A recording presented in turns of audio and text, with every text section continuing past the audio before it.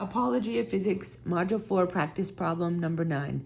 A pitcher throws a baseball horizontally, theta equals 0 degrees, at a wall that is 51 feet away. If the ball falls 2.9 feet while it travels to the wall, at what speed was it originally thrown? Okay, so the first thing I did was to draw my baseball, my dimensions 51 feet away from the wall, and then a hugely exaggerated drop of 2.9 feet, but just so we can envision what we're looking for. Instantly, we should know we cannot use equation 4.9 because the ball lands below the height from which it was thrown. So now we have to decide what we need to do.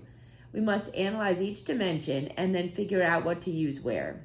We're asked to calculate the initial velocity of the ball. If we look at the initial velocity in each of the two dimensions, we can at least start somewhere.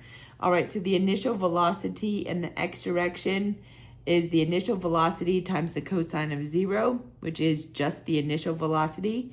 The initial velocity in the y dimension is the initial velocity times the sine of 0, which is 0. So that just makes no initial velocity in the y dimension.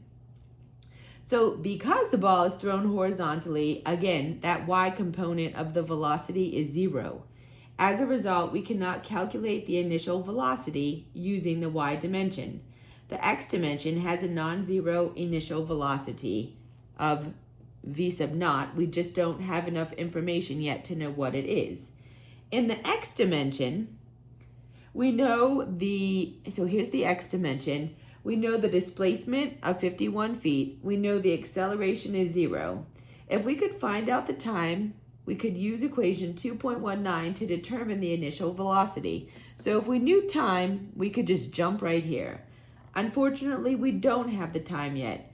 So let's see if we can get that from the y dimension. So then I'd go over here to the y dimension.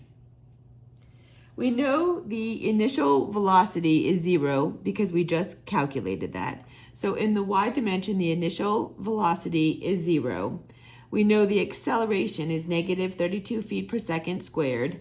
And we know the displacement is negative 2.9 feet because it's lower or below. It has fallen down just like the effect of gravity pulling the ball down. Okay, so that's all we need to calculate the time from this equation. So delta x equals the initial velocity times time plus 1/2 at squared. So again, anything times 0 is 0, so we can just get rid of this and say delta x equals 1/2 at squared. Now we have to solve for time. So time equals 2 times the displacement over the acceleration.